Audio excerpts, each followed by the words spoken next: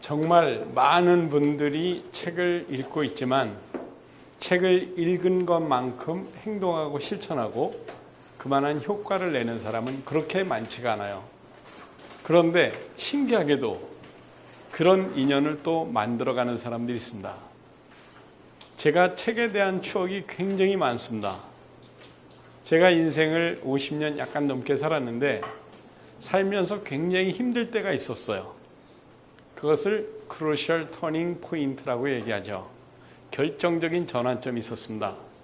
가장 어렸을 때의 전환점은 공고를 졸업하고 공장에서 일하다가 대학을 갔을 때, 그때 아주 큰 전환점이었고요. 두 번째 전환점은 12년 전에 회사를 그만두고 고민을 하다가 심심해서 미국 여행을 갔습니다. 그래서 뭐 해먹고 살 게 없나 미국을 여행하면서 우연히 책을 읽었습니다. 그때 읽은 책이 성공하는 사람들의 7가지 습관이었어요. 이걸 99년 6월에 읽었습니다. 그리고 나서 읽은 책이 성공의 법칙입니다. 이 책은 제가 미국 라스베가스에서 또 책을 주웠습니다. 서점에 들어가서 제일 싸게 파는 책 바겐세일 바구니에서 이 책을 주었어요. 한 2만 원 주고 샀습니다. 이 책이 80년 전에 나온 책이에요. 나폴레옹 힐이라는 사람이 80여 년 전에 세계에서 가장 성공한 사람들을 분석해서 성공의 요인을 파악해내는 책입니다. 한 1300페이지 되는 책을 제가 밑줄 치고 읽으면서 생각을 했어요. 이 다음에 직장생활 그만하고 놓을 때 아니면 정년퇴직하고 나면 이런 책으로 강의를 해도 돈이 되겠구나. 이런 이야기들을 젊은이들에게 전달해주면 좋겠구나. 이 생각을 했어요. 이 생각을 하면서 그 다음에 읽은 책이 스타벅스 성공 신화입니다. 커피 한 잔에 담긴 성공 신화. 이 책을 제가 밑줄 치고 읽었어요. 그런데 어찌하여 권 대표님은 제가 스타벅스에 대한 책을 읽었는지 안 읽었는지 어떻게 알고 이 책에 대한 강의를 하라고 그랬는지 참 대단한 인연입니다. 그런데 그렇게 미국서 왔다 갔다 하면서 뭘 해먹고 살까 고민하다가 읽은 책이 그냥 한국에 돌아와서 책꽂이에 아주 깊숙이 묻혀 있었어요. 그리고 저는 엉뚱하게 다른 회사를 또 다니고 있었습니다. 그리고부터 5년간 직장생활을 더 했어요. 그리고 나서 뭔가 생각해야 될 때, 뭐를 해야 될까 생각을 할 때 바로 이 생각이 난 겁니다. 5년 전에 책을 읽으면서 밑줄 치면서 이런 사업을 했다고 생각했는데 그것을 지금 하고 있는 겁니다. 그것도 7년 동안. 그러면서 돈도 많이 벌고 책도 많이 읽고 너무 즐거워요. 25년 동안 온갖 일을 안 해본 게 없는데 지금 하는 일이 가장 즐겁고 가장 행복해요. 그리고 제 적성에 딱 맞아요. 이런 걸 작업을 하고 이런 길을 찾는데 이런 책이 중요한 줄은 상상해 본 적도 없습니다. 저는 공고를 졸업하고 공장에서 일을 했고 공대를 나왔습니다. 그런데 회사 들어가서 직장생활만 25년 하고 구조조정도 3번이나 했습니다. 인사 업무만 10년을 했습니다. 그리고 세일즈도 하고 마케팅도 하고 컴퓨터 시스템도 했죠. 제가 학부 전공은 컴퓨터 공학입니다. 그런 사람이 지금 경영학을 공부하고 철학을 이야기하고 또 비즈니스 커뮤니케이션에 대해서 대학에서 7년째 강의를 하고 있습니다. 재밌었겠죠? 사람이 인연이라는 게 있어요. 우연히 만난 사람이 친해져 가지고 사기를 쳐서 그 집안을 망하게 하는 경우도 있고 우연히 읽은 책이 그 사람 인생을 확 바꿔놓기도 합니다. 지나가다 만난 사람이 목숨을 잃게 하기도 하죠. 정말 다양한 인연이 있습니다. 그 중에 가장 중요한 인연이라고 하면 3가지를 꼽을 수가 있겠어요.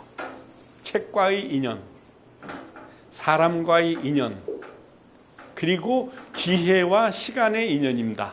기회와 시간의 인연. 그런데 기회가 닿고 시간이 왔을 때 준비되지 않으면 절대로 그 인연은 효과적으로 되기 어렵다는 거죠. 자, 그래서 최근에 스타벅스 하워드 슐츠가 낸 책이 온 워드라는 책입니다. 자, 제가 이 책을 500페이지를 되는데 강의를 앞두고 밑줄 치고 읽었어요. 근데 제가 읽는 책의 특징은 책을 읽고 나면 반드시 밑줄을 친다는 겁니다. 책을 읽을 때. 밑줄 칠 만한 영향력이 없는 책은 안 읽어요. 책을 많이 읽는 게 좋은 게 아니라 좋은 책을 잘 읽는 게 중요합니다. 저는 늘 강조합니다. 내 인생에 좋은 책을 다 읽으려면 한이 없어요. 오히려 책 읽는 게 병이 됩니다. 책만 읽다가 바보가 되는 경우가 있어요. 너무 책에 빠지는 것도 미친 짓입니다. 그런데 좋은 책을 잘 읽으면 그렇게 효과적인 게 없죠. 저는 책을 읽으면 밑줄 치고 밑줄 친 것은 타이핑 쳐서 파일로 만들어 둡니다. 그래서 온 워드라는 책도 제가 이 책을 다 읽고 나서 타이핑을 친 게 지금 35페이지예요. 그리고 35페이지 타이핑 친 걸 다시 요약해서 한 장으로 만듭니다. 그 한 장이 요거 한 장이에요. 이게 원 페이지 프로포절이죠. 그래서 요 한 장을 갖고 저는 강의를 하는 겁니다. 중요한 것은 이 여러 단계를 거치면서 이 스토리가 머릿속에 쫙 그려지겠죠. 그래서 알고 좋았다, 배웠다. 그럼 그걸로 끝나냐? 안 돼요. 그거를 적용을 해야 돼요. 그 적용하는 방법 중에 하나는 강의하는 방법도 있고 또 실제로 제가 광고를 할 때도 이 하워드 슐츠가 썼던 방법도 광고를 하고 그렇겠죠. 하워드 슐츠가 해온 방법 중에 좋은 거 몇 가지를 배워서 할 수 있으면 그게 돈도 되고 살도 되고 피가 되고 응용할 줄 알아야 되겠죠. 제가 최근에 좋은 책을 한 권 번역하고 있어요. 근데 거기 그런 이야기가 나와요. 알제리 남자와 브라질 여자가 미국에서 공부를 하다 만나서 결혼을 해요. 그래서 낳은 아이가 미국 사람이에요. 그 미국 대학생이 영국 가서 독일 회사를 다녀요. 그러다 프랑스 여자를 만납니다. 그리고 결혼을 해요. 그 사람은 그래서 낳은 아이는 어느 나라 아이일까? 그죠? 아주 복잡합니다. 그런데 지금 그런 세상이라는 거예요. 우리나라에 와 있는 외국 근로자가 100만 명입니다. 100만 명, 120만 명의 외국인이 와서 같이 어울리고 살아요. 앞으로 머지않아 홍콩 며느리도 있고 뉴질랜드 사위도 있고 또 벵글라데시 손자도 있고 베트남 손녀도 있겠죠. 이제 그런 시대다. 그런 다양한 글로벌 세계를 돌아다니면서 사는 사람들의 특징을 보니 세 가지로 귀결되더라는 거죠. 첫째, respect for difference. 서로 다름을 존중하라. 여기에 앉아 계신 모든 분들이 다 다르게 생겼어요. 얼마나 매력이 있습니까? 똑같이 생겼다고 생각해봐요. 징그럽지 않겠어요? 우리 모두가 똑같이 생겼다고 생각을 해보세요. 사랑이 느껴지겠어요? 징그럽죠?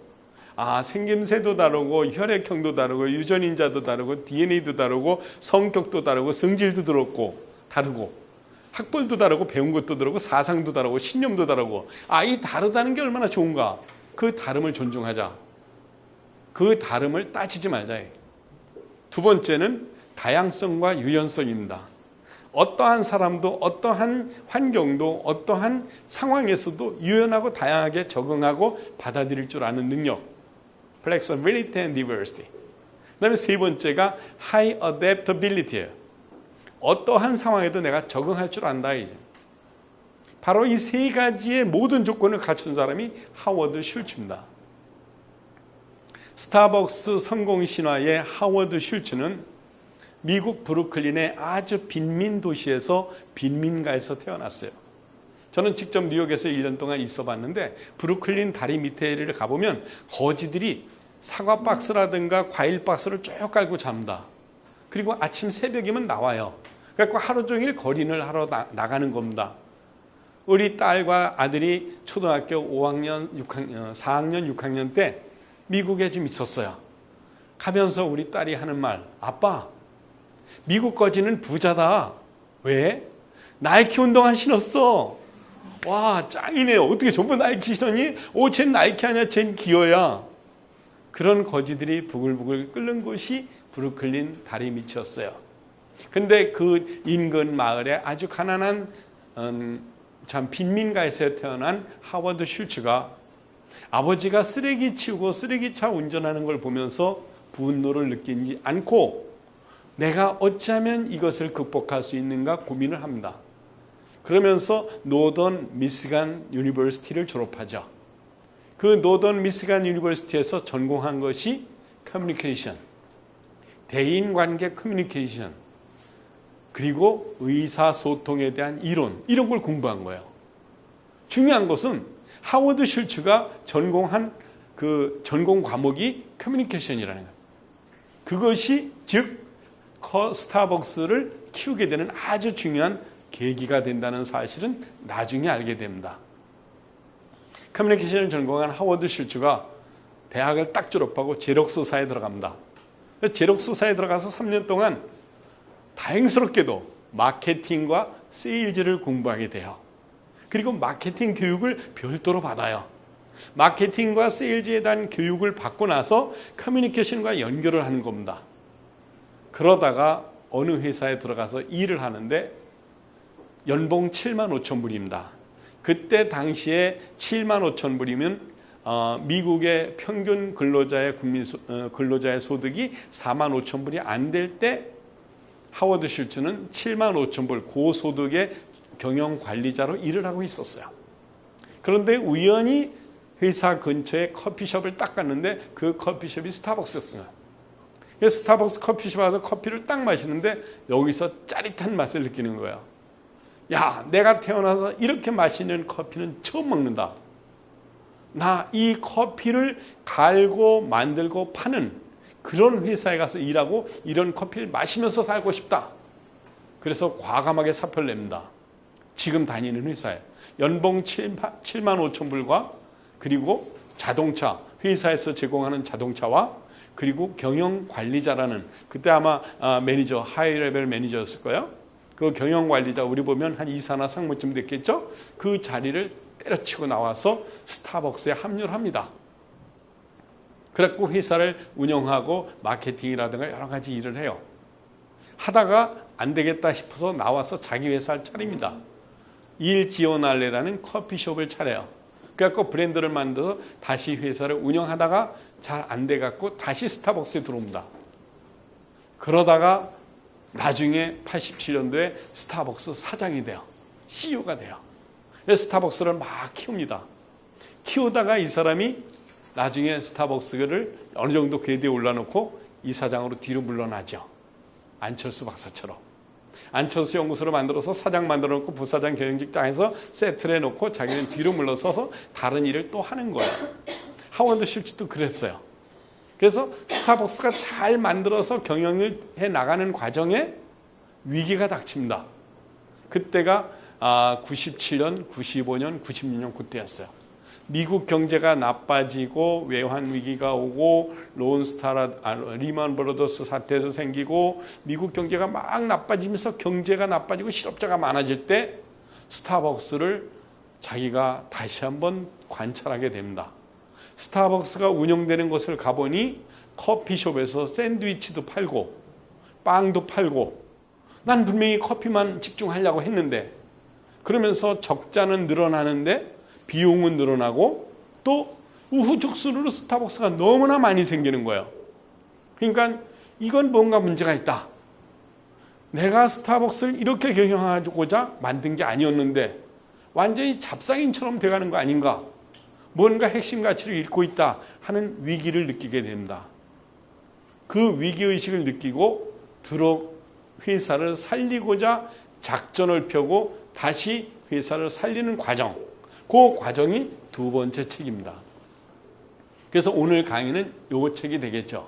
근데 이 책이 처음부터 나온 게 아니라 그 전에 스타벅스 커피 한 잔의 성공 신화가 97년도에 우리나라 베스트셀러였어요. 그 책을 제가 밑줄 치고 읽었다는 사실이 같이 연결이 되는 거죠. 얼마나 다행스러운지 몰라요. 자, 그러면 스타벅스가 그렇게 어려움에 빠졌을 때 어떻게 하워드 슐츠는 그 회사를 다시 한번 살릴 수 있었는가에 대해서 살펴보는 시간을 갖도록 하겠습니다. 사실은 사람도 그렇게 어려울 때가 있죠. 언제든지 기복이 있기 마련이에요. 역사는 100년마다 흔들리고 각 개인은 10년마다 흔들리고 그런 와중에 빠질 때가 있죠. 자, 그럴 때 어떻게 자기는 최고가 될 수 있는가? 그래서 어떻게 기업을 되살리는가? 그런 이야기로 나가겠습니다. 우선 하워드 슐츠는 스타벅스가 왜 흔들리고 있는가를 현장을 쫙 돌아봤습니다. 미국뿐만이 아니라 전 세계를 돌아보면서 스타벅스가 다른 데와 어떤 차이가 있고 왜 적자가 나고 왜 우후죽순으로 늘어나는가를 보니까 집중하지 않는다는 거야. 커피 전문점에 커피만 파는 게 아니라 빵도 팔고 샌드위치도 팔고 종업원들이 우유를 다시 데워서 쓰고 커피 맛이 처음에 자기가 생각했던 그런 맛이 아니고 또 전문가 아닌 사람들이 와서 막 분점 내주고 지점 내주고 하니까 혼란스러운 거죠. 그런데 매출은 많은데 수익이 없는 거예요. 돈 많이 번다는 자랑하지 말고 쓰는 자랑하라는 속담도 있죠. 또는 많이 매출은 아주 높은데 수익이 적으면 그거는 괜히 뿌리는 거예요. 돈만 뿌리는 거잖아요. 거기에 대해서 고민을 하게 됩니다. 그래서 이 책의 내용이 500페이지인데 너무나 많은 양을 다루고 있기 때문에 모두 말씀드리지 않고 몇 가지만 말씀드리고자 합니다. 첫째, 하워드 슐츠가 회사에 딱 들어와서 제일 먼저 고민한 게 뭐냐면 자기에 대한 성찰이에요. 내가 왜 커피 전문점에 뛰어들어서 커피 사업을 하게 됐는가? 내가 커피를 파는 게 단순히 커피 팔아서 돈 벌겠다는 개념을 갖고 있는가? 아니다. 나는 커피를 마시는 사람들이 커피를 마시면서 갈증을 풀고 이 문화 공간에 와서 수다를 떨면서 많은 사람들이 지식과 경험을 공유하고 이야기하는 장소, 문화 공간으로 만들고 싶다. 이 핵심 가치나 미션은 내가 죽을 때까지 어떤 일이 있어도 저버리지 않겠다. 그런데 이런 핵심 가치에 일치하지 않는 경영진들이 들어와서 회사를 다 엉망으로 만들고 있다. 이런 생각을 한 겁니다. 그래서 어느 날 소집을 합니다. 임원들을 소집해서 고민을 하죠. 그리고 사람들을 구조조정할 준비를 합니다. 구조조정할 준비를 하는 과정에서 몇 가지 전략이 나와요. 그 전략은 다양한 사람을 찾는 겁니다.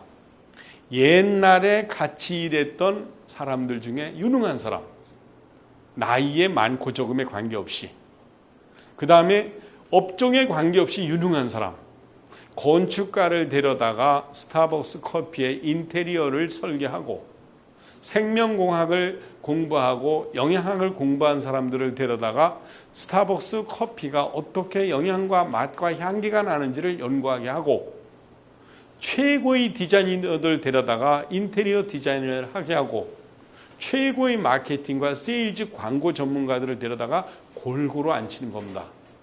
그리고 기존의 멤버들 중에 사장과 그 이하 몇 명 중에 실적이 나쁘거나 정말 진실한 말을 전해주지 않는 교활한 사람들을 잘라내는 작업을 합니다. 그 물밑 작업을 하는데 의사소통을 어떻게 하는가? 5가지를 하고 있습니다. 아무 때나 우리 집으로 와라. 밤 12시에도 만나고 새벽 4시에도 전화를 합니다. 자유로운 의사소통. 진실된 말이 왜곡되지 않도록. 그리고 나의 진실이 제대로 전달되는 사람에게만 얘기를 하는 거예요. 그리고 이메일을 씁니다. 이메일을 아주 진솔하게 씁니다. 부사, 형용사 집어넣지 말고 내 마음 그대로 가식 떨지 말고.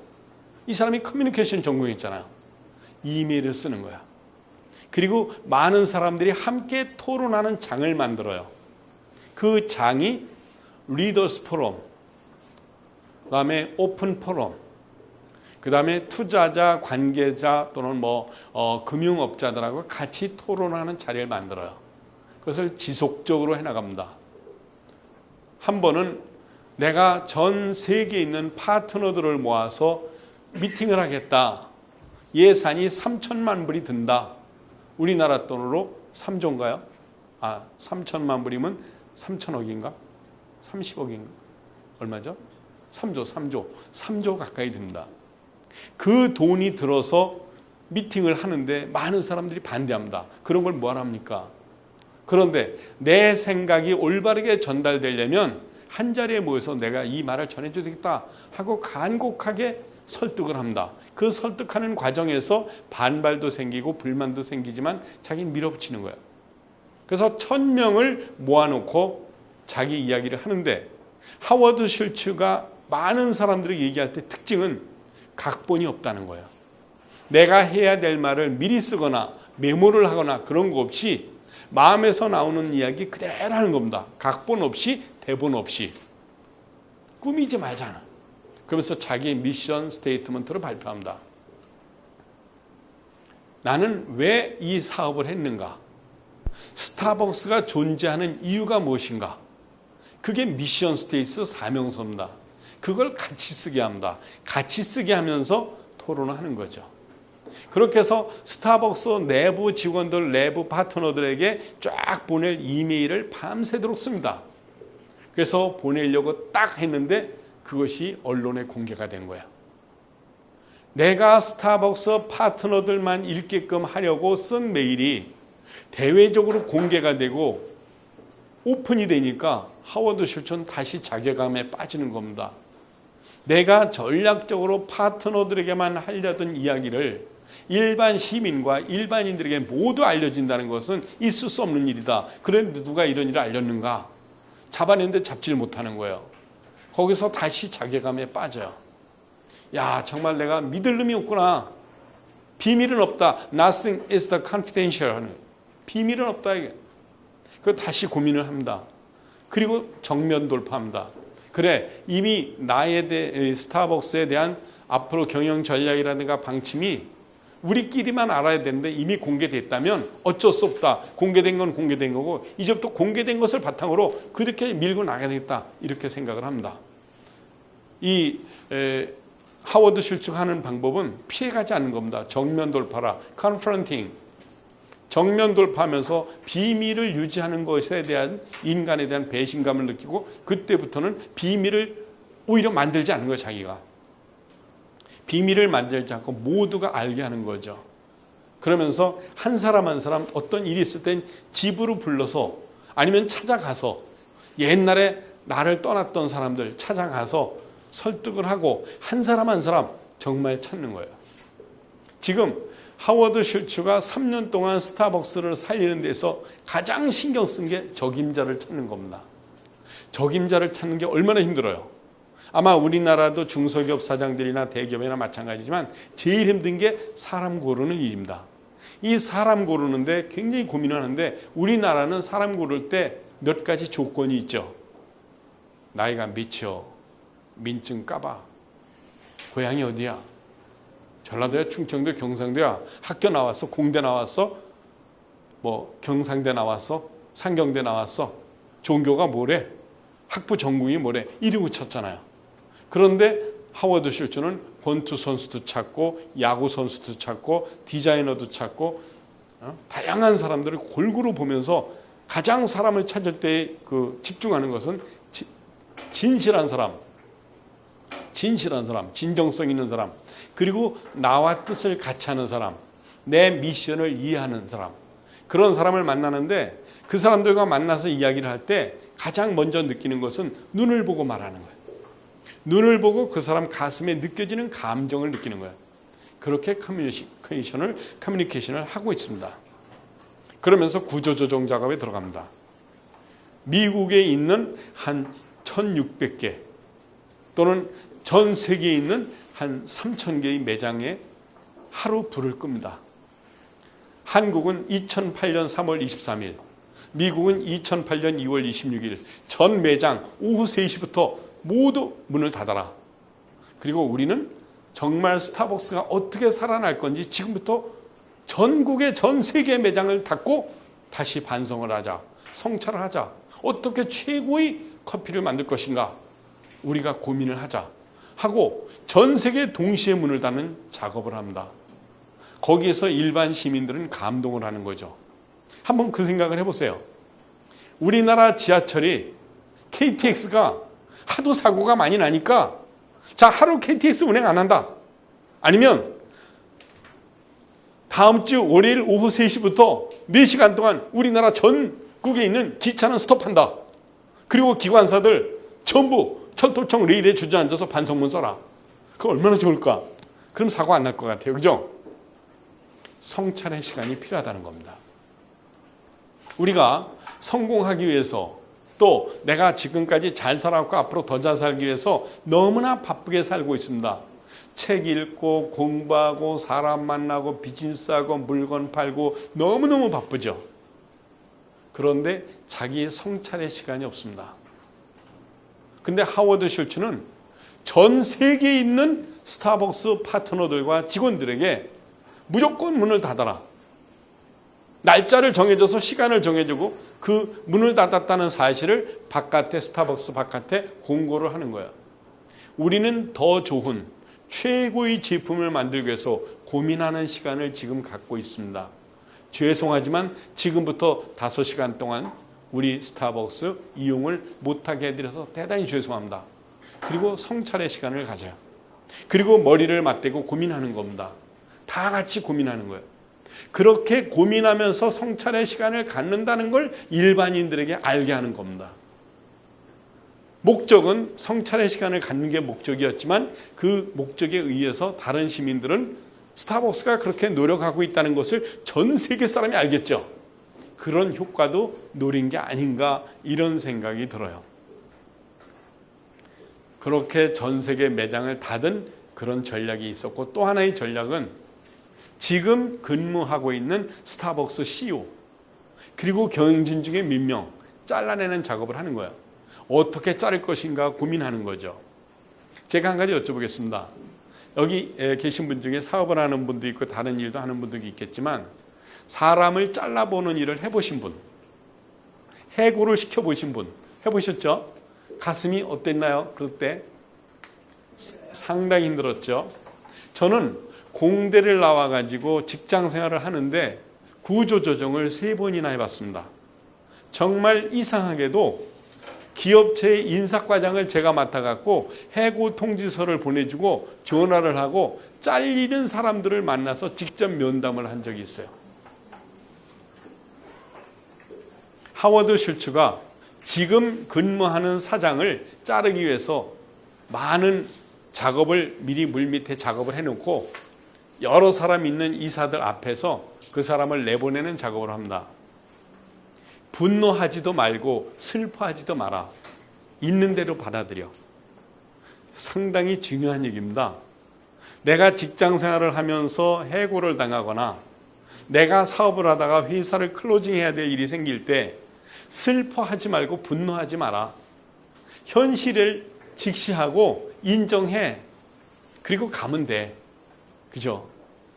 제가 회사를 그만두면서 가장 힘들었던 것이 많은 사람들을 해고시키고 저는 사장도 아니었었는데 인사과장 인사팀장으로서 많은 직원들 1대1로 면담하고 나가야 된다는 사실을 통보하고 나도 사표를 내고 짐을 싸고 나올 때 너무너무 슬펐습니다. 짐을 싸고 짐을 2박스 싣고 트렁크에 실으려고 문을 여는데 나와 함께 일하던 직원이 내려와 가지고 팀장님 제가 싸드릴게요. 제가 실어드릴게요. 저는 눈물을 보이고 싶지 않았는데 저도 모르게 눈물이 나오는 거예요. 너무 창피하고 분노도 느끼고 억울하기도 하고 내가 잘못한 게 없는데 내가 뭘 잘못했다고 그런 걸 느끼는 거죠. 근데 그때 하워드 슐츠가 한 말을 제가 기억했더라면 그렇게 슬퍼하지 않았을 것 같아요. 사람을 자르면서 하는 말, 분노하지 말고 슬퍼하지 말라. 있는 그대로 받아들여라. 그러면서 현직 CEO를 물러내게 합니다. 그래서 현직 CEO와 임원들 몇 명이 나가고 나서 다시 리더스 포럼을 개최합니다. 그리고 내가 왜 CEO로 복귀했는지 그리고 앞으로 어떻게 스타벅스를 살릴 건지에 대한 견해를 밝히는 거죠. 그때 하워드 슐츠는 다시 위기를 느낍니다. 정말 내가 복귀한 게 맞는가? 나는 내가 복귀해서 전 사장보다 훨씬 잘할 능력은 있는가 정말? 내가 뭘 믿고 이렇게 와가지고 이 회사를 살리겠다고 나서는가? 3년 안에, 2년 안에, 1년 안에 이 회사를 다시 이익이 나는 회사로 돌리지 않으면 나는 얼마나 망신인가? 이런 생각을 하는 거죠. 그런 와중에 언론은 계속 집중 공격을 합니다. 하워드 슐츠가 또 미쳤구나. 유능한 적임자를 잘랐대더라. 또 600명을 잘랐대더라. 점포 600개를 클로징을 했대더라 하면서 언론은 그냥 지지고 볶고 하는 겁니다. 그때 하워드 슐츠는 가장 만나기 힘든 상대가 있었어요. 누구일까요? 월스트리트에 있는 금융 전문가들이에요. 스탠다드 앤 포어스라든가 JP 모건이라든가 뉴욕 스탁마켓의 CEO라든가 컨설팅 회사들, 금융 전문가들이 스타벅스를 씹어대기 시작하는 겁니다. 스타벅스는 끝났다. 하워드 슐츠한테 기댈 게 없다. 새로운 제품 만든다더니 특별한 것도 없다. 계속 얘기를 하는 거죠. 그때 스타벅스는 직원들에게, 마케팅 매니저들에게, 각 파트너들에게 지침을 알려줍니다. 월스트리트는 신념을 사는 곳이 아니다. 수치를 산다. 실적을 산다. 그런데 우리는 지금 실적이나 수치가 내보일 게 없다. 그렇다고 거짓말하지 마라. 금융 전문가들을 만나서 이야기할 때는 낙관하지도 말고 비관하지도 말고 낙관적인 얘기를 하지도 말고 어차피 지금 수치가 없으니까 있는 그대로만 얘기하되 허황된 거짓말 하지 마라. 사실 그대로만 얘기하되 함부로 미래를 예측해서 이야기하지 마라. 좋은 얘기 하지 마라. 그리고 미래를 함부로 판단하지 마라. 그건 나도 몰라. 그렇죠? 그러면서 언론이라든가 금융 전문가들하고 의사소통하는 방법을 설명해 줍니다. 그게 뭐냐면 리스크 매니지먼트 커뮤니케이션이에요. 위기가 닥쳤을 때 어떻게 대중과 의사소통을 할 것인가 하는 거죠. 거기에 원칙들이 몇 가지 있는 거예요. 자, 우리는 항상 개인이나 회사나 어떤 위기가 닥쳤을 때, 어려움이 있을 때 가장 고민하는 것이 나의 어려움이 아니라 남들이 나를 어떻게 볼까입니다. 그렇지 않아요? 내가 회사를 그만두고 싶어. 그만뒀어. 내가 그만두면 엄마 아빠가 뭐라 그럴까? 내가 놀아. 한 석 달째 놀아. 재밌게 놀러 다녀. 근데 계속 놀고 있으면 내 친구들이 나를 어떻게 볼까? 이런 거죠. 하워드 슐츠도 마찬가지. 그러면서 계속 초조해하기 시작합니다. 그래서 새로운 제품을 만들어내고 연구를 해요. 근데 생각보다 금방 되질 않는 겁니다. 그래서 고민하는 거죠. 야, 빨리 뭔가 만들어야 되는데, 뭔가 실적을 빨리 내야 되는데, 내가 벌써 CEO로 다시 리턴한 지, 복귀한 지가 3개월이 지났는데 아직도 매출은 그대로이고, 각 매장에 가보니까 직원들 일하는 거 그냥 그렇고. 그래서 어느 날 하워드 슐츠는 스타벅스 매장을 들어갑니다. 아주 큰 매장에 들어가서 손님의 입장에서 스타벅스 팔리는 걸 보는 거예요. 매장을 보는 거예요. 쫙 매장을 관찰해봐요. 나는 스타벅스 사장이 아니야. 고객의 입장에서 들어간 거예요. 들어가서 보니까 어느 직원이 계속 손님한테 미안하다는 말을 해. 그래서 뭘 미안하다고 그러냐 그러니까 손님이 찾는 그 커피가 없는 거예요. 그래서 왜 없냐 그러니까 그 재료가 저쪽에서 안 왔다는 거예요. 아니, 어떻게 세계적인 커피숍 스타벅스에 없는 게 있어서 하루에 30번을 고객들에게 미안하다는 말을 해야 되는가? 이건 유통과 물리에 무슨 문제가 있다. 이런 생각을 하는 거예요. 또 가만히 스타벅스 그 조리하는 곳을 보니까 커피 많은데 보니까 우유를 넣었다가 남은 걸 데워서 다시 쓰고 데워서 다시 쓰고 그래. 난 저렇게 가르치지 않았는데. 야, 이건 문제가 있다. 그래서 고객의 입장에서 스타벅스 하루 경영하는 모습을 쫙 보고 기록을 합니다. 그래가지고 파트너들을 모아놓고 다시 한번 교육을 시키는 거예요. 커피는 그렇게 하는 게 아니다 하면서 커피 만드는 법, 조리법 이런 걸 다시 다 설명을 해주고 이렇게 전 세계가 동일하게 할 수 있도록 매뉴얼을 만들어서 배포를 하죠. 저는 가끔 그런 생각이 들어요. 우리나라 사장이나 우리나라 최고의 경영진들이 실제로 제품을 만들고 유통하는 과정이든 광고하는 과정이든 가서 그들이 어떻게 일하는지 보고 있는지 궁금해요. 전 직접 봤으면 좋겠습니다.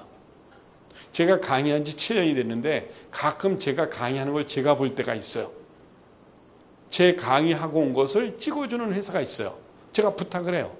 와서 보면 제가 제 3자의 눈으로 봅니다. 그러면 제가 잘못하고 있는 부분이 느껴질 때가 있어요.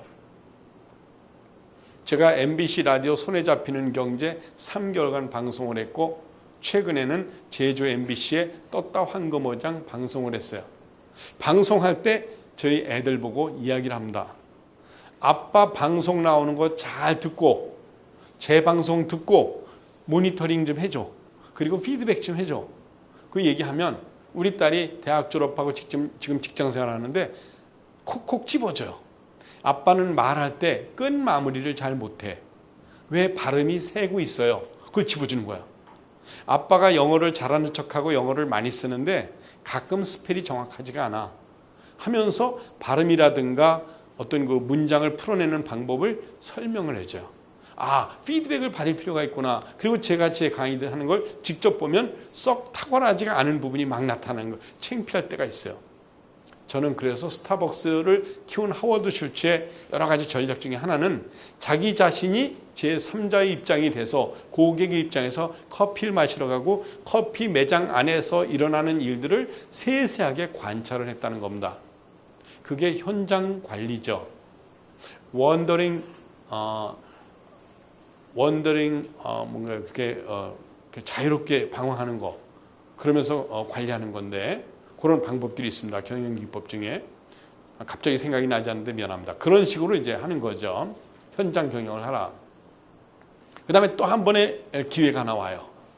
어떤 일이냐면 뉴올리언즈에 엄청난 피해가 왔었어요. 하리케인.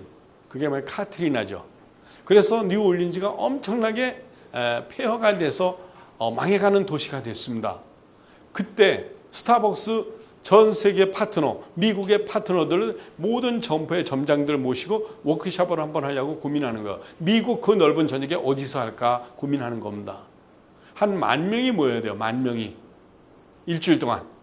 10,000명이 일주일 동안 모일 것이 어딘가. 시애틀도 좋고 뉴욕도 좋고 보스턴도 좋고 세계 최고의 도시에서 하자고 서로 의견들이 나오는데 하워드 슐츠가 딱 정합니다. 뉴올리언즈에서 하자. 뉴올리언즈에서 하는데 거기 10,000명이 모이자. 근데 많은 사람들이 반대하는 거야. 거기 폐허가 된 도시에 갈 데도 없는데 먹을 것도 없는데 뭐하러 갑니까? 그때 하워드 슐츠는 얘기하는 거죠. 거기 가는 걸 반대하는 사람들이 있기 때문에 나는 가야 돼. 왜 반대하지? 가자. 가서 일주일 동안 봉사활동을 합니다. 10,000명이 35개 호텔에 들어가서 3천만 불 어치의 돈을 쓰면서 먹고 자고 마시고 회의를 하는 거예요. 먹고 자고 마시고 회의만 할 줄 알았는데 가서 봉사활동을 하는 겁니다. 1인당 하루 5시간씩 10,000명이 5만 시간이에요. 5만 시간 동안 그 뉴올리언즈 35개 호텔에서 나무를 심고 청소를 하고 계단을 닦고 밥을 먹고 물건을 사고 커피를 마시고 그 동네 사람들이 어려운 상황에 있는 것을 집을 져주고 이런 일들을 일주일 동안 하는 겁니다. 그게 뉴스에 나는 거예요. 하워드 슐츠는 스타벅스가 이렇게 큰 봉사활동을 한다는 것을 뉴스에 내려는 목적이 아니었습니다. 어려운 사람을 돕자. 이왕 우리가 돈 3천만 불을 쓰는데 돈 많은 도시 가서 화려하게 쓰지 말고 어려운 도시에 가서 그들을 돕자 하는 겁니다. 중요한 건 10,000명의 스타벅스 파트너들과 직원들이 가서 일주일 동안 보고 느낀 게 훨씬 많다는 거예요. 아, 이렇게 어려운 사람들이 있구나. 내가 나무 한 그루 심어주고 계단 한번 닦아주고 밥 한 그릇 먹어주고 내가 그들에게 집을 한 채 져주는 게 이들에게 얼마나 중요한 일인가를 알게 되는 거야. 그런데 그것이 언론에 보도가 되는 겁니다. 그게 3천만 불 갖고 되겠는가 하는 거죠. 그렇죠. 그 보도가 되고 광고가 되는 효과는 30억 달러 이상 300억 달러가 될 수도 있는 겁니다. 일주일 동안 내내 뉴스가 나오잖아요. 10,000명이 봉사활동을 하잖아요. 1인당 5시간씩.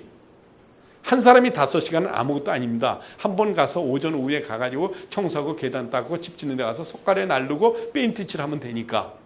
그런데 10,000명이 일주일 동안 한다는 것은 어마어마한 겁니다. 그 인력의 힘이라는 것은. 그렇죠.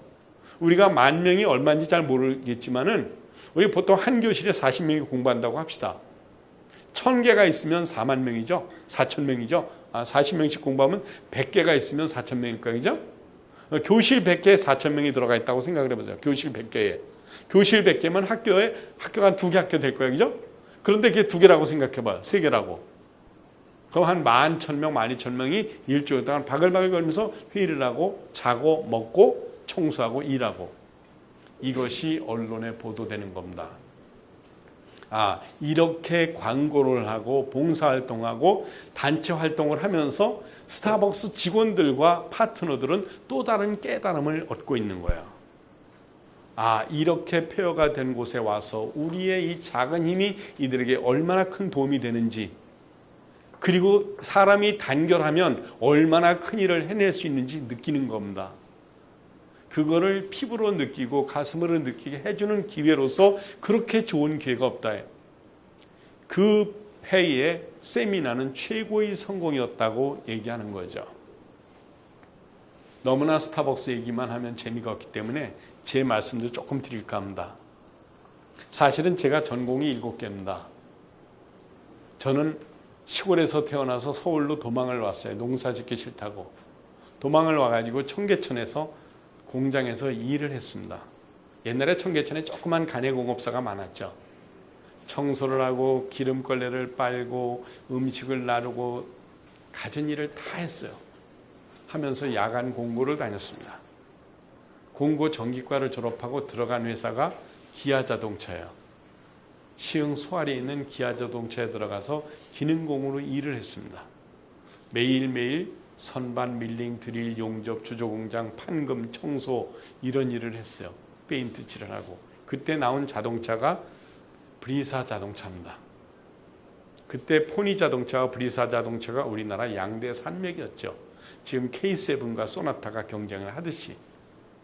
그때 제가 어느 날 아주 힘든 작업장에서 일을 하고 있었어요. 근데 작업장에서 일하던 그 작업장 라인의 반장이 성질 더러운 놈이 하나 있었습니다. 그 놈이 어느 날 저한테 오더니 요만한 쇠 자루다 제 머리를 때리는 거예요. 야, 홍석희, 너 뒷주머니 거 빼. 뭐요? 이 새끼는 공들이가 맨날 뒷주머니에 신문 끼고 잘난 척만 해. 하더니 제 머리를 때리는 거예요. 신문 빼. 그러더니 제 신문을 빼서 기름통에 버리는 겁니다. 저 주면 안 됩니다. 이 새끼야, 뭐가 안 돼? 그까지 신문 쪼가리가. 불량 내지 말고 일이나 잘해, 미친 새끼야. 신문을 딱 집어들었는데 신문이 다 젖었어요. 이 신문은 제가 어제 밤새도록 영어 단어를 찾아놓은 코리아 헤럴드 사설입니다. 아이씨, 못 쓰겠네. 쓰레기통에 버리고 돌아서려고 하는데 갑자기 머리에 뭐가 흐르는 느낌이 들어요. 손을 딱 댔더니 피가 쏟아지는 겁니다. 구멍이 2개가 뻥 뚫리는 거예요. 피가 나오네. 머리에 손을 딱 대고 화장실로 뛰어갔습니다. 그리고 피를 닦아내는데 30분 동안 피를 닦아도 피가 멎질 않는 거예요. 그때 18살이었습니다. 쫓아가서 저놈의 새끼를 그냥 몽키 스패너로 머리를 죽여버릴까? 삼천도로 펄펄 끓는 쇠물에다 확 밀어버릴까? 분노가 치밀었습니다. 그러나 저는 꿈이 있었습니다. I have a dream. 참고 눈물을 삼키고 피를 닦아내면서 땀을 흘리면서 일을 했습니다. 4년 동안. 밤에는 영어학원 다니고 수학학원 다니고 새벽에는 우유 돌리고 신문 돌리고 낮에는 12시간 11시간 일하고 공부하고 청소하고 야근하고 잔업하고 4년 동안 공부해가지고 대학을 갔습니다. 대학을 가서 컴퓨터를 공부했습니다.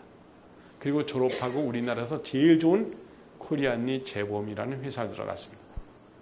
그 회사 들어가서 직장 생활하면서 대학원을 졸업하고 미국 유학을 갔다 오고 연수를 갔다 오고 데이콤에서 인사부장을 하고 계열사에서 인사부장을 하고 또 중소기업에서 임원을 하다가 7년 전에 나왔어요.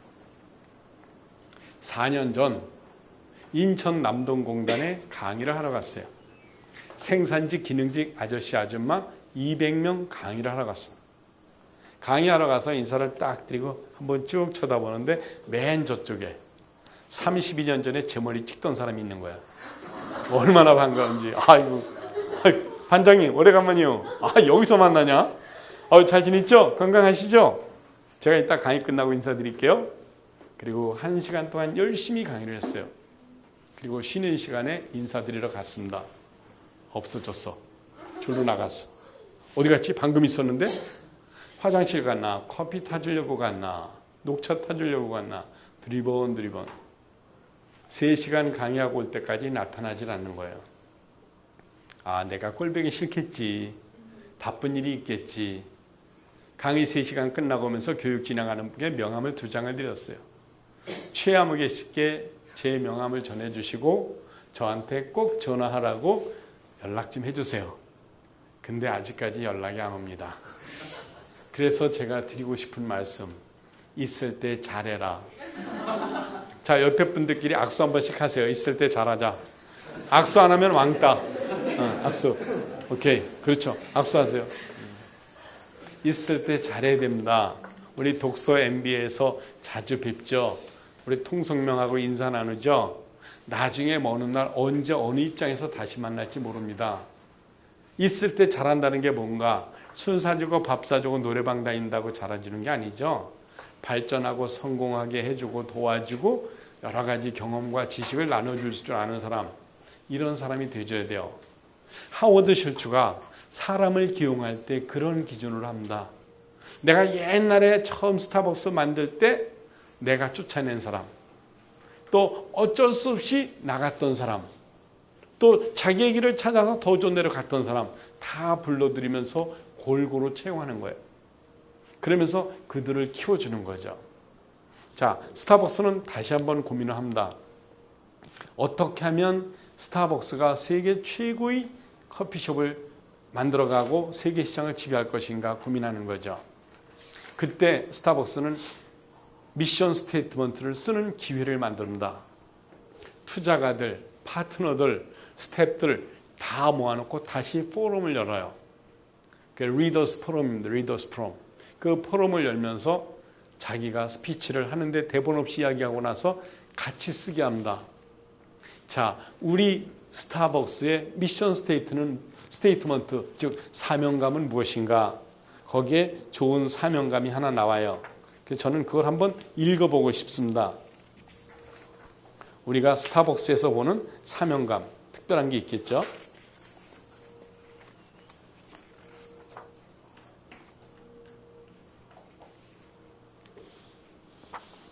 자, 중대한 변화가 시작될 과도기에 경영자가 해야 될 일이 무엇인가?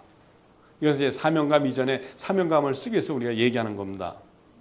경영의 투명성을 갖추고 자신감과 낙관주의를 회복하는 것, 비관적인 생각을 갖지 않는 것, 고객들의 부정적인 정서를 없애는 것, 직면한 현실적인 도전 과제들을 받아들이는 것, 여러 가지 어려운 점이나 도전 과제들을 피하지 말라. 그대도 받아들이자는 것.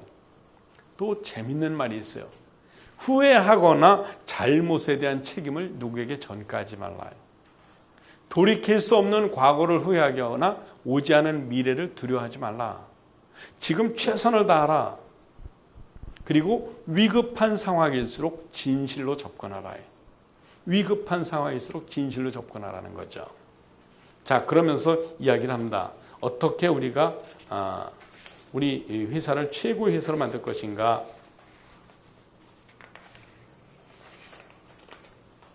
갑자기 순서가 바뀌었나 봐요. 자, 그러면 미션이 나옵니다.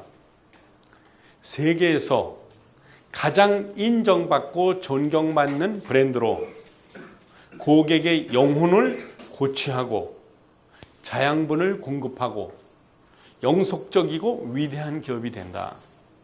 저는 여기서 굉장히 중요한 걸 발견합니다. 최고의 브랜드로서 고객의 영혼을 일깨워주고 영속적이고 아주 지속 가능한, 영원히 지속 가능한 기업이 되자는 거죠. 한번 생각해 보세요. 저도 강의를 합니다. 강의를 하면서 고민을 해요. 내가 왜 강의를 열심히 해야 되나? 왜 강의를 잘해야 되나? 왜 강의를 잘해야 될까요? 내가 왜 강의를 열심히 하고 잘해야 될까요? 먹고 살기 위해서. 생존이에요, 생존. 좋은 말씀이에요. 사명감. 먹고 살기 위해서. 처음엔 먹고 살기 위해서 열심히 했어요. 근데 먹고 살기 위해서 열심히 했는데 열심히 하다 보니까 다른 의미와 가치를 깨닫는 겁니다. 제 말씀을 듣고 이 지구상에서 어느 한 명이라도 도움이 되고 동기부여가 되고 변화가 된다면 저는 강의를 열심히 잘할 의무가 있다 없다? 있다. 그것이 존재의 의미이고 가치다. 이죠. 우리가 장사를 하고 사업을 하고 돈을 버는 것이 열심히 하는 것은 즉 잘 살고 잘 먹고 자기 소득을 위하고 이익을 위한 것이지만 그 이전에 가장 움직일 수 없는 최고의 불변의 진리는 나의 존재 이유가 뭐냐는 거예요. 먹고 사는 것 그 이상의 의미가 있다는 겁니다. 버트란트 러셀이 얘기합니다. 많은 사람들이 행복하게 살기 위해서 굉장히 불행하게 살고 있다. 상당히 의미 있는 이야기죠. 자, 지금 행복해야 됩니다. 그러니까 스타벅스 하워드 슐츠는 커피숍을 하면서 단순히 커피가 음료이면서 많은 사람들의 향을 자극하는 마시는 음료가 아니라 많은 사람들이 스타벅스 커피숍에 와가지고 커피를 마시면서 영혼을 팔고 대화를 나누고 친구가 되고 교류의 장이 되는 최고의 문화 공간을 만들고 싶은 거죠. 그것이 흔들려서는 안 된다. 그 고집을 세워서 스타벅스를 잘해야 되는 의미를 갖는 겁니다. 그래서 많은 구조조정을 하고 여러 가지 일을 하는 거죠. 그래서 스타벅스가 7가지 혁신 운동을 합니다. 어떻게 하면 우리가 혁신을 할 것인가? 첫째, 논의의 여지가 없는, 논쟁의 여지가 없는 커피의 권위자가 되자. 세계 최고의 커피를 만들어내자는 겁니다. 논쟁의 여지가 없다, 논의의 여지가 없다 하는 거예요. 두 번째는 우리의 파트너들을 고무시키고 참여시키자. 우리끼리 잘하지 말자. 그들에게 물어보고 그들의 의견을 모아보자 하는 거예요. 나만 잘한다고 생각하지 말자 하는 거죠. 고객들과의 감정적 교감에 불을 지펴라. 고객들과의 감정적 교감에 불을 지펴라. 제가 아무리 강의를 열심히 잘해도 여기 앉아 계신 분들이 똑같이 공감을 할까요? 다르게 들을까요? 가만히 생각해 보세요. 제가 아주 쉬운 한국말로다가 지금 50분 가까이 강의를 하고 있습니다. 모두가 똑같이 듣습니까? 다르게 듣습니까? 왜 다르게 들을까요? 제 말이 영어로 돼서 어려운가요? 불어로 합니까? 프랑스어로 합니까? 아니죠. 한국말로 아주 쉽게 하는데 듣는 분들은 다 다르게 들어요. 왜 다를까? 다른 이유가 있어요. 저와 여기 계신 분들과의 멘탈 스테이트, 정신 상태가 다 다릅니다. 신념이 다 다릅니다. 저와의 인간관계가 다 다르죠. 성격도 다르고 신념도 다르고 의도도 달라요. 여기 들어오셔서 강의를 듣는 목적도 어쩌면 다 다를지 몰라요. 그리고 정신 상태도 다르고 감정도 다릅니다. 그렇기 때문에 제가 똑같은 내용을 똑같이 말씀드려도 듣는 분은 다 다르게 듣고 다르게 이해하고 돌아가시면서 다르게 받아들일 수 있어요. 그러므로 고객과 동일한 감정적 교류를 하고 그 교류에서 어떤 결과를 이끌어내려면 그 고객의 마음속에 들어가지 않으면 안 돼요. 즉 그들을 이해를 해야 된다는 거죠. 의사소통은 말솜씨나 글솜씨 아니라는 겁니다. Communication skill is not skill. 의사소통 기술은 기술이나 재주나 꼼수가 아니라 진정한 나의 마음이라는 거죠. 제가 진정한 마음으로 강의를 하면 말을 잘 못해도 다 알아들어요. 우리 대화할 때 그런 거 느끼죠? 어리버리하고 좀 띨띨한 사람이 말을 하는데 왠지 쏙쏙 들어오는 사람이 있고 끌리는 사람이 있고 달변으로다가 유창하게 얘기하는데 별로 와닿지 않는 경우 있어요. 왜 그럴까? 거기에는 역시 공감대 형성 또는 그 의사교류, 이해, 존중 이게 선결되지 않으면 그건 이끌어갈 수 없다는 거죠. 그러니까 하워드 슐츠는 커피 스타벅스를 최고로 다시 이끌어내서 가장 집중한 것이 고객이에요. 고객이 왜 커피를 마시고 고객이 왜 불만이 없고 고객이 여기 와서 어떤 문제가 있는가 고객의 접점에 다가가라는 거죠. 그 다음에 세계 시장에서 우리의 존재감을 확대시키고 각 매장을 해당 지역의 중심으로 만들자. 전 세계 각 도시에 스타벅스 커피가 그 도시의 중심이 되게 하자는 거죠. 지금은 유사한 커피숍이 너무 많이 생겼죠. 아마 세계에서 가장 커피숍이 많은 나라가 한국이라는 얘기도 돌고 있어요. 옛날에 약국이 많듯이, 옛날에 뭐 미장원이 많듯이 지금 커피숍이 굉장히 많아요. 두 집 건너 세 집 건너 하나씩이요. 저거 다 될까? 뭐 이런 생각도 들어요. 그런데 눈에 띄는 커피숍이 있다. 그 왜 눈에 띌까 하는 거죠. 왠지 발이 끌려가는 커피숍이 있다. 아무 데나 가지 않죠. 왜 그럴까? 사람들은 알게 모르게 그쪽에 뇌리에 박혀있는 이미지가 있다는 거야. 그래서 글로 가진다는 거예요. 그런 커피숍이 되자라고 스타벅스 하워드 슐츠는 얘기하는 겁니다. 그 다음에 윤리적 방식의 원두를 구매하고 환경을 지키는 리더가 되자 하는 겁니다. 자, 이 윤리적인 기업이 되고 환경을 지키는 그런 최고의 커피 회사가 되자. 그래서 하워드 슐츠는 다시 한 가지 미션을 정합니다.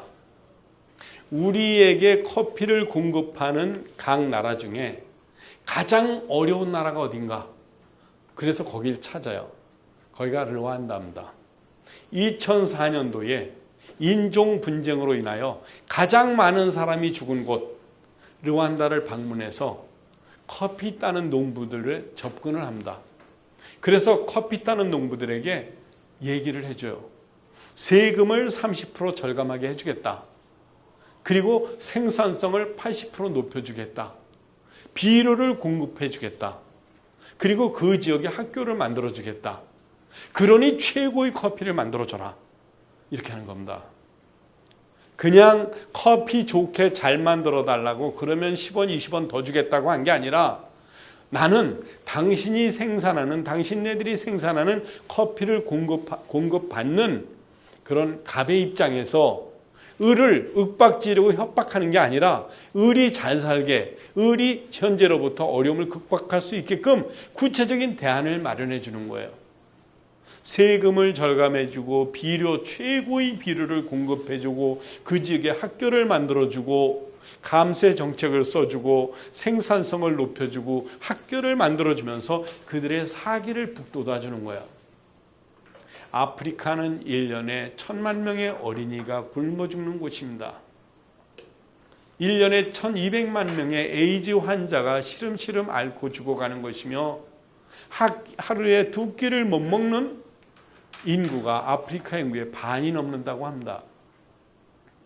그 르완다 어느 지역에 가서 학교를 세우고 그 생산성을 높여주는 일을 만들어 주고 나서 한 여성이 커피 맛을 느끼고 말을 합니다.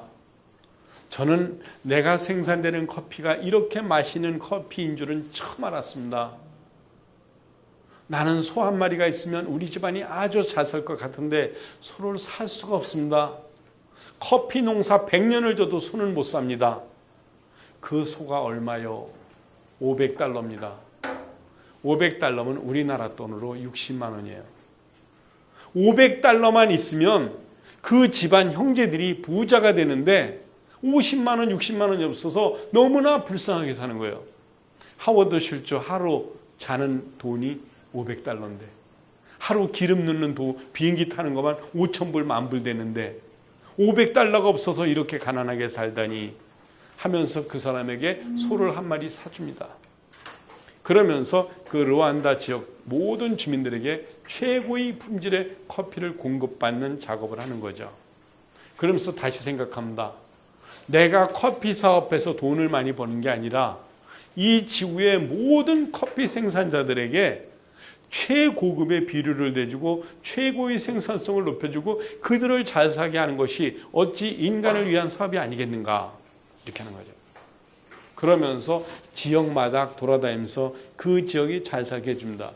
그러면 그 커피 생산자들은 좋은 커피를 생산해서 최고의 제품을 스타벅스에 공급을 하겠죠.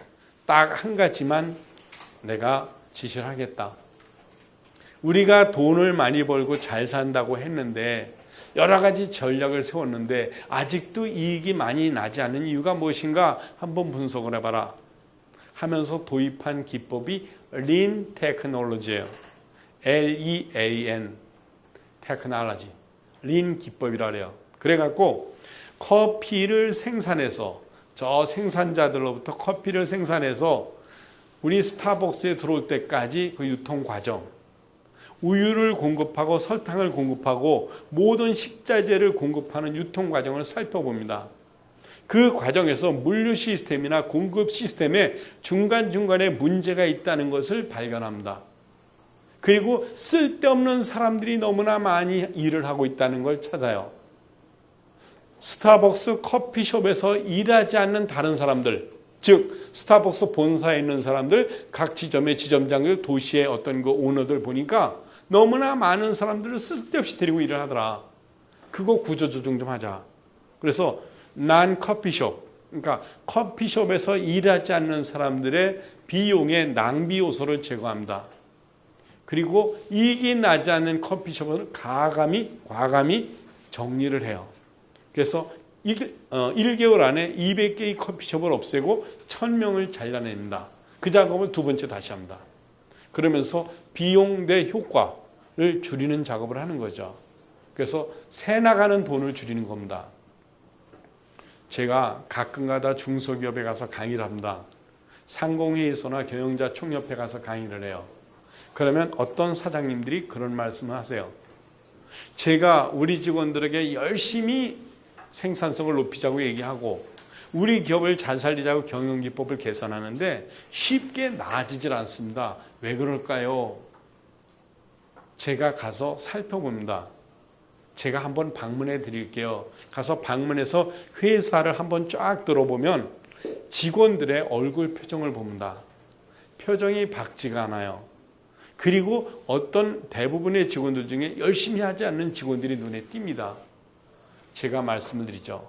여기 직원이 58명인데 40명으로 줄이고 18명의 월급의 반을 다시 40명들에게 더 주고 18명 잘라내시오.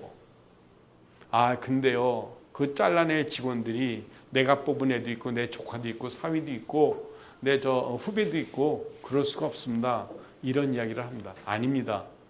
자를 땐 빨리 자르고 채용할 땐 신중하게 채용하시오. hire fast, hire slow, fire fast. 이게 인사관리 법칙입니다. 자를 땐 빨리 자르고 채용할 땐 신중하게 채용해라. 하워드 슐츠가 린 테크놀로지 기법을 활용해서 저 생산지에서 원두 커피를 구매해서부터 최종 커피 한 잔이 나갈 때까지 비효율적인 비용 나가는 새는 것들, 그걸 쫙 정리를 하는 겁니다. 그래서 생산성을 높이는 거야. 그런 과정을 통해서 스타벅스를 다시 한번 올리는 거죠. 그 다음에 스타벅스 하워드 슐츠가 다시 한번 쓴 기법이 세일즈 앤 마케팅 방법이에요. 광고가 한 가지 나옵니다. 자, 우리가 스타다스트라는 최고의 커피를 하나 개발했다. 이걸 어떻게 광고할 것인가 고민을 합니다. 자, 우리 광고 어떻게 하면 될까요? 신문에도 내고 방송에도 내고 TV에도 나오고 이메일도 띄우고 쫙 하면 광고가 좋을까? 아니요. 광고 많이 하지 마. 한 번만 해, 한 번만. 언제? 메인 뉴스 시간에 딱 고전에 한 번만 반짝 딱 5초만. 그래가지고 우리 예를 들면 9시 골든 아워에 뉴스 하기 직전에 딱 15초 한 번 광고 한 번. 스타벅스, 스타다스트 세계 최고의 커피 만들어 시판한다. 내일부터. 한 번 딱 광고는 거예요.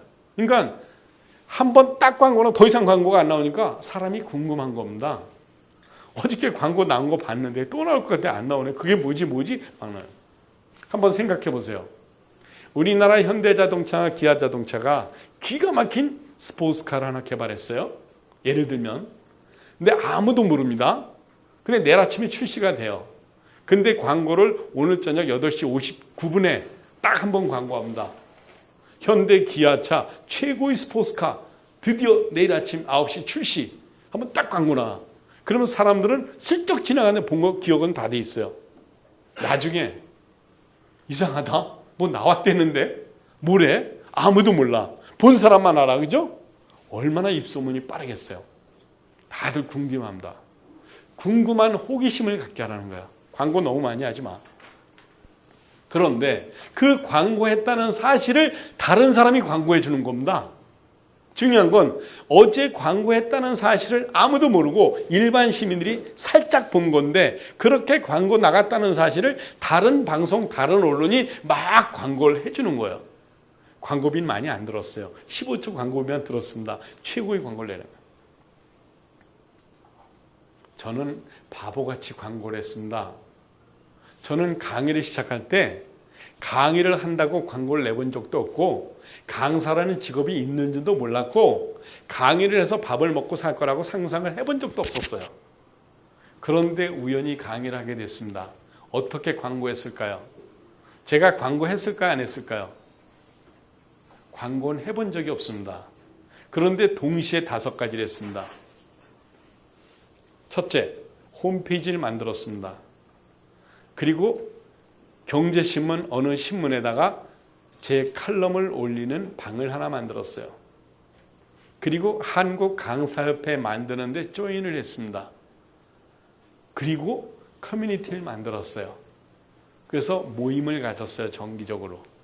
홈페이지 만들고 카페에다가 카페 활동을 하고 칼럼을 쓰고 그 다음에 한국강사협회 만들고 커뮤니티 매달 세미나 하는 걸 동시에 했습니다.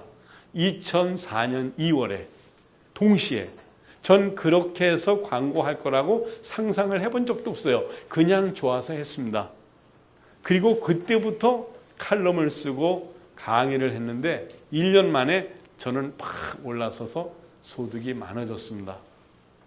어떤 친구가 저한테 와서 그래요. 선생님, 제가 강의한 지 3년이 됐습니다.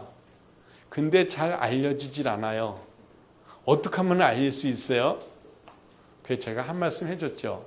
강의만 잘하세요. 그죠? 스타벅스 커피만 맛있으면 다 알려지죠. 중요한 건 내가 핵심 역량만 갖고 있으면 내가 광고 안 해도 남들이 다 광고합니다. 바보는 내가 광고하는 사람이 바보예요. 나는 한 번만 광고하고 남들이 그걸 광고하게 해주라는 거예요. 그거를 하워드 슐츠는 쓴 겁니다. 딱 한 번만 광고해라. 그러면서 최고의 커피를 만들어내는 거죠. 자, 저는 가끔가다 그런 생각이 들어요. 우리가 어떻게 하면 내가 하는 사업에서 성공할 수 있을까? 많은 사람들이 고민을 합니다. 얼마 전에 어느 구청에 강의를 하러 갔는데 자녀를 기르는 학부모들이 우리 자녀를 어떻게 길러야 되나고 고민을 해요. 그래서 제가 백지를 나눠줬어요. 100명입니다. 100명이 2개씩 고민을 썼어요. 하나씩 2개씩. 다 거두니까 160개입니다. 160가지의 고민 중에 중복된 게 한 30% 딱 들고 있습니다. 여기에 대한 답이 어디 있을까요? 서점에 가면 다 있습니다. 그죠? 지금 여기 계신 학부모님들이 고민하는 문제의 해결책은 서점에 가면 다 있습니다. 근데 서점에 가서 읽고 밑줄 치고 이해하기 싫어갖고 단순하게 물어보는 거예요. 자, 사업자라는 법, 돈 잘 버는 법, 또 내가 유명해지는 법 다 서점에 가면 책이 가득히 쓰여 있어요. 그래서 책을 읽고 밑줄 치고 공부를 하지만 실천하지 않는 경우도 굉장히 많죠. 저는 다시 한번 강조하는데 우리가 많은 전략이나 전술은 알고 있어요. 행하지 않기 때문에 그런 거죠. 자, 한 가지 재밌는 게 정리된 게 있어요. 이런 게 있습니다. 아까 말씀드린 일부분인데 금융 전문가나 금융기관과 협상할 때 그들과 대화를 할 때 허풍 떠는 세일즈맨처럼 싸구려처럼 얘기하지 말라. 지키지 못할 약속은 절대 하지 말라. 당면 문제들을 인정하고 시간이 걸린다고 말해라. 그거 굉장히 중요한 말 같아요. 시간이 걸린다고 말해라. It takes time to all. 뭐든지 시간이 걸린다. 기다려봐라. 그리고 현실적인 태도로 응답하라는 거죠. 자, 가끔 저는 그런 생각을 합니다. 우리가 상당히 상황이 어려울 때 고민을 하게 돼요. 고민할 때 3가지 방법을 제가 알려드립니다. 첫째, 기본으로 돌아가는 기본. 하워드 슐츠가 맨 끝에서 하는 말입니다. 내가 어떻게 스타벅스를 2년 만에 최고의 기업으로 다시 살려놓고 이익을 내기 시작했는가. 첫째 전략은 기본으로 돌아갔다는 거예요. 내가 왜 커피 사업을 하게 됐는가. 내가 왜 커피를 팔는가? 왜 커피를 만들어야 되는가에 대해서 기본 처음에 생각했던 초심을 잃지 않는다는 거예요. 기본으로 돌아가라. 초심으로 가라. 두 번째, 혼자 결정하지 말고 많은 고객들 입장에서 생각하고 고객들의 의견을 들어라. 우리끼리 잘한다고 착각하지 말라. 고객들이 정답을 갖고 있다는 거죠. 고객들의 의견을 들으려고 하워드 슐츠는 여러 사람을 만납니다. 투자자도 만나고 월스트리트 금융 전문가도 만나고 지나가는 아줌마도 만나고 커피를 마시는 사람도 만나요. 커피를 마시는 사람을 잡아놓고 얘기를 겁니다. 전혀 나는 사장 아닌 것처럼.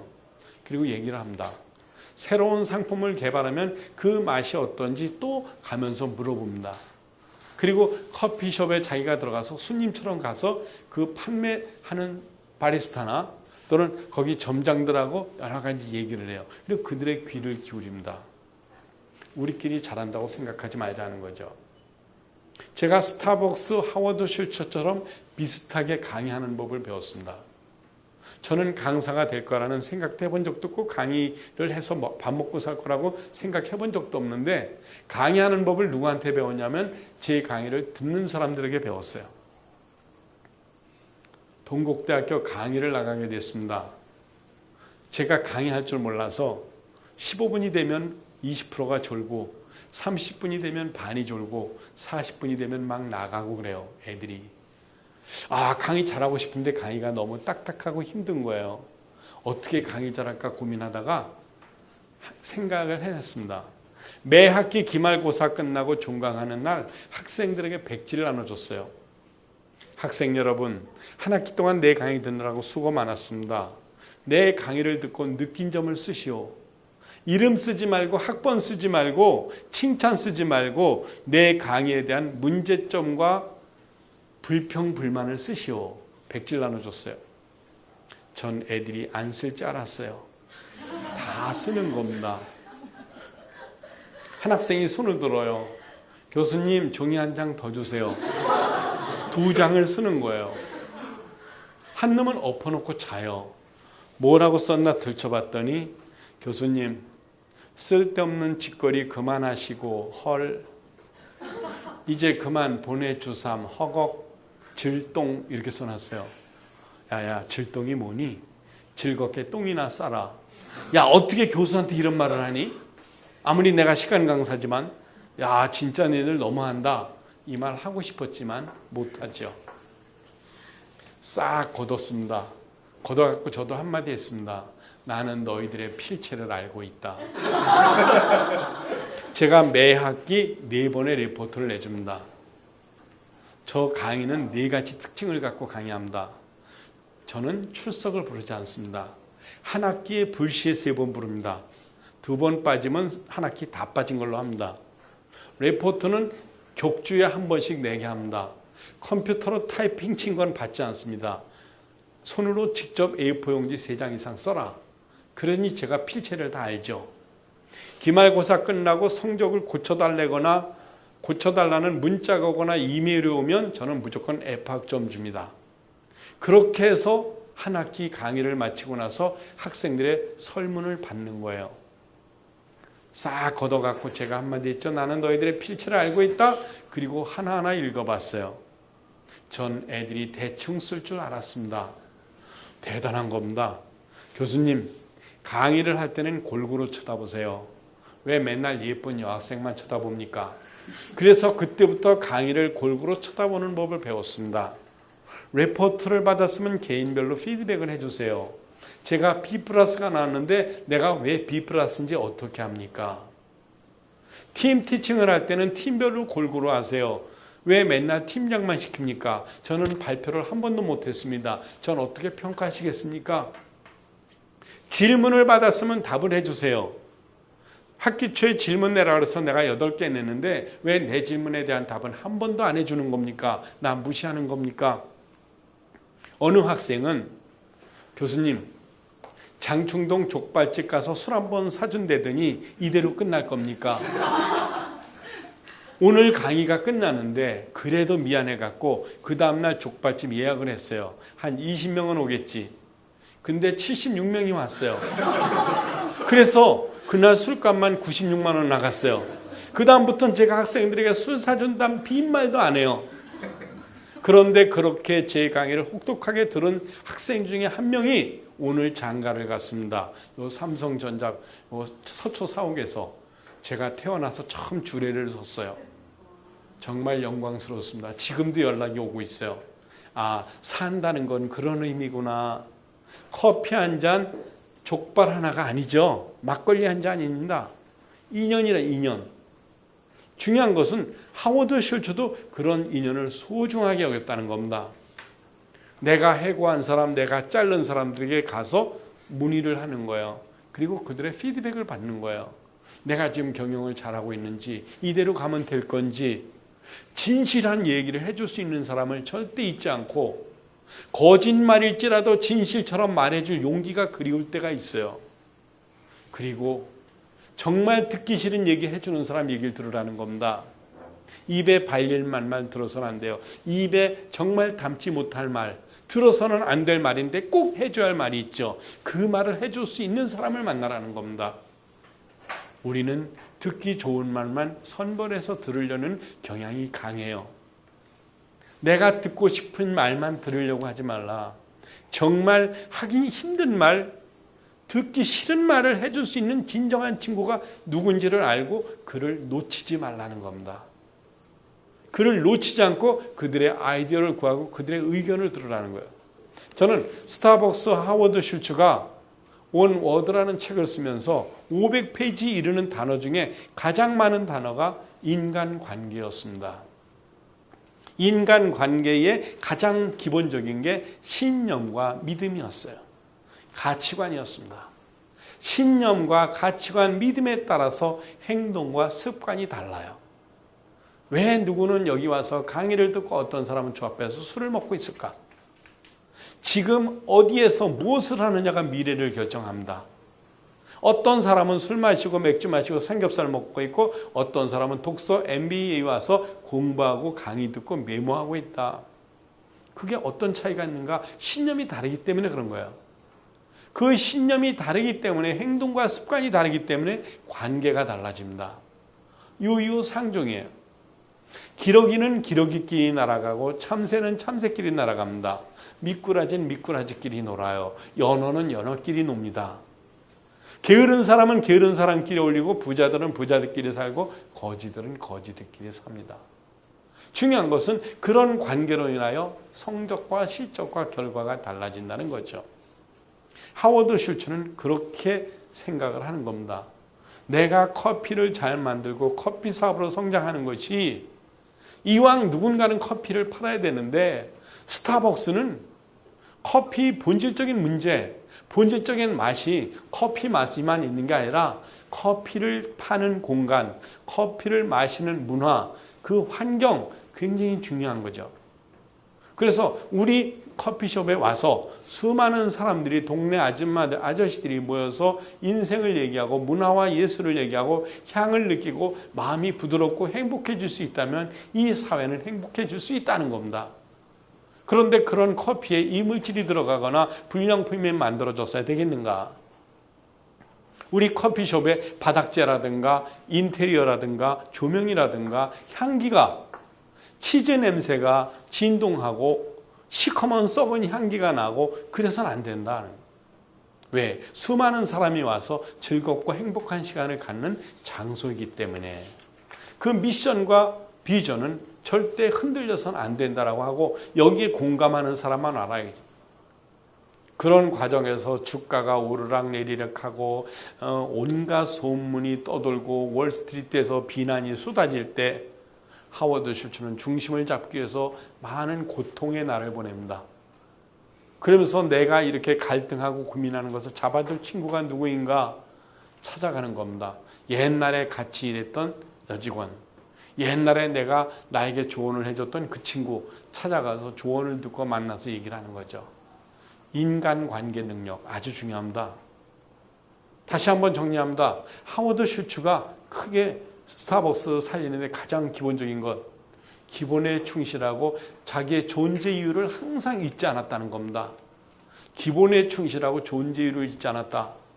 두 번째는 인간관계 능력입니다.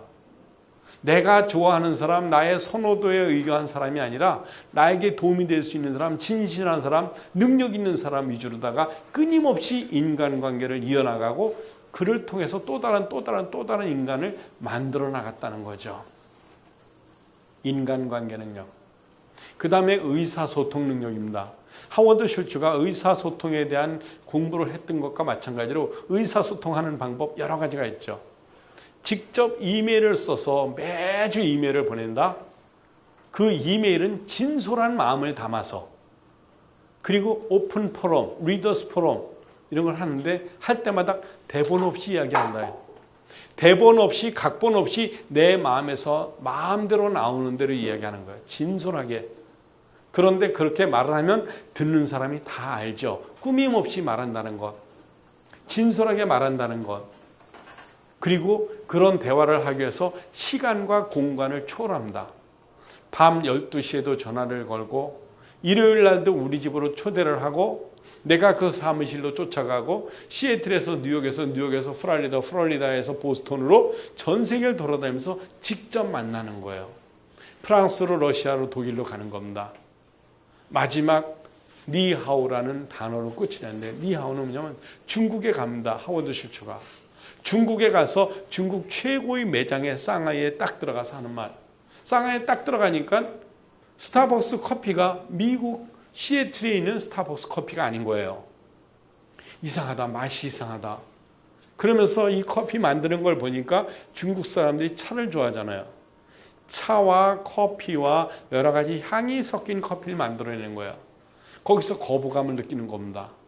왜 스타벅스 커피를 이렇게 망쳐놨는가 라는 생각을 하면서 그 매니저하고 밤새도록 얘기를 합니다. 그러면서 중국 문화를 이해하게 되는 거예요. 아, 중국은 커피가 이런 종류구나. 커피를 이런 목적으로 먹는구나. 차가 없으면 중국은 못 사는구나.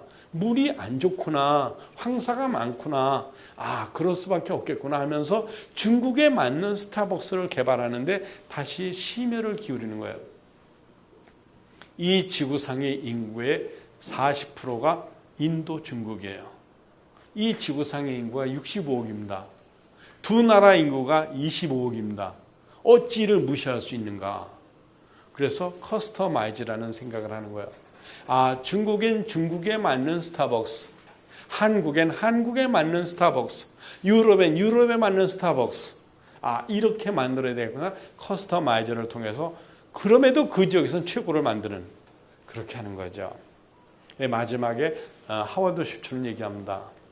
내가 스타벅스를 경영하면서 나는 얼마 안 있으면 죽지만 스타벅스는 영원하리라. 그래 되겠죠? 보세요. 우리나라 대기업들, 최고의 선수들, 그때 총수들은 갑니다. 왜? 생명이 정해져 있으니까. 120살 안에 거의 다 죽잖아요. 그죠? 150 안에 거의 다 죽잖아요. 그죠? 저도 한 150까지 살지 모르겠는데 150 안에 거의 다 죽잖아요. 죽는데 기업은 300년, 400년 갑니다. 아, 3, 400년 갈 수 있는 영속적인 기업이 되려면 내가 이 회사의 비전과 미션과 틀을 제대로 잡아놔야 되겠구나 하고 그 만들어 놓고 후계자를 양성하는 겁니다. 제너럴 일렉트릭 160년 된 토마스 에디슨이 만든 회사, 잭 웰치가 물러나면서 제프리 이멜트한테 내가 경영했던 것보다 훨씬 좋게 경영을 하고 나보다 훨씬 나은 후계자를 양성하시오. 그 이멜트도 마찬가지로 그 다음에 그렇게 할 겁니다. 그죠? 저는 어떤 생각이냐면 하워드 슐츠가 이번에 CEO인데 다시 물러날 때 자기보다 훨씬 유능한 사람을 또 키울 겁니다. 그 작업을 지금 하고 있을 겁니다. 후진 양성을 하겠죠. 리더의 가장 중요한 능력은 지금 말씀드린 여러 가지 능력 이외에 또 한 가지라면 후계자를 양성하는 겁니다. 후계자를 양성하지 못하면 자기가 그 자리에 계속 있어야 돼요. 근데 죽고 나면 어떻게 됩니까? 문제가 되는 거죠. 제가 회사에서 인사 업무를 맡고 인사 일을 할 때였어요. 제가 인사과장이었어요. 근데 제가 다른 일을 하고 싶거나 제가 승진해야 될 때가 됐습니다. 인사 담당 상무하고 부사장이 불러요. 야, 홍 과장, 너 인사 몇 년 했나? 6년 했습니다. 다른 일 하고 싶지? 아, 예, 저도 전부 좀 시켜주시고 업무 보직 좀 바꿔주세요. 저 다른 일 하고 싶습니다. 그럼 인사과장 누가 앉혀야 될 거 아니야? 찾아봐. 직원 명부를 놓고 300명 중에 인사과장 앉힌 사람을 찾아요. 근데 없어요. 아무리 찾아도 인사과장으로 앉힐 만한 적임자가 제 눈에 안 보이는 겁니다. 잘 모르겠는데요. 누구를 앉혀야 될지 모르겠어요. 얘는 거짓말을 많이 하고, 얘는 경험이 없고, 얘는 공대를 나왔고, 얘는 신뢰가 약하고, 인사과장은 비서 겸 기획실장 겸 아주 비밀을 지키고, 인사 비밀에 입이 무거워야 되고, 전략가이고, 아주 아부도 좀 할 줄 알아야 되고, 다양한 능력이 있어야 되는데 그런 사람이 없다 이거야. 그럼 뭐라 그래요? 그럼 너 계속해. 전 나가고 싶고 딴 거 하고 싶은데 네가 찾을 때까지 계속해. 후임자를 육성해야 되겠구나 하는 거죠. 그러면서 하워드 슈츠가 마무리합니다. 나는 이 기업이 내가 죽은 다음에도 세계 최고의 커피숍으로 그 명예와 그 영양가, 그 영향력을 잃지 않는 기업으로 종속되길 바란다. 그러므로 우리가 쓴 미션 스테이트먼트와 전략과 전술은 변함이 없길 바란다 라고 이야기를 하죠. 다시 한번 강조합니다. 저는 책을 많이 읽으신 분들에게 늘 주의를 드려요. 책을 많이 읽는 게 중요한 게 아닙니다. 좋은 책을 잘 읽고 거기서 배운 것을 응용하고 적용할 수 있어야 돼요. 그래서 응용하고 적용하면 그것이 몸에 배게 되고 그게 습관이 돼요. 그래서 인식하고 느끼고 깨달은 걸 행동화, 습관화해서 그거를 계속 써먹을 수 있어야 돼요. 그게 성품이 만들어지는 과정입니다. 즉, 신념과 믿음은 느낌과 깨달음과 경험으로부터 오고 그 신념과 믿음이 행동을 낳고 관계를 낳고 결과를 내죠. 중요한 건 아는 게 중요한 게 아닙니다. 아는 것만큼 행동하고 실천하는 게 중요하죠. 아는 것과 하는 건 다르다. 그래서 아는 것만큼 행동하려면 과감한 용기로 선택을 해야 돼요. 여기에 그 얘기가 납니다. 알베르토 까미가 얘기합니다. 인생은 수많은 선택의 집합체다. 그렇죠. 인생은 수많은 선택의 조건에 있어야 집합체라는 거예요. 지금 여기 강의를 들으러 오신 분, 그리고 스타벅스뿐만이 아니라 한 기업이 어떻게 흥망성쇠를 이루면서 최고 경영자의 전략과 미션과 비전이 얼마나 중요한가를 느끼는 시간이 됐을 겁니다. 그렇구나, 맞구나, 그랬었구나가 아니라 이제 그러면 나는 그것을 어떻게 내 인생에 적용할 것인가, 그걸 한번 고민해 보면 좋겠습니다. 도움이 됐나요? 네. 감사합니다.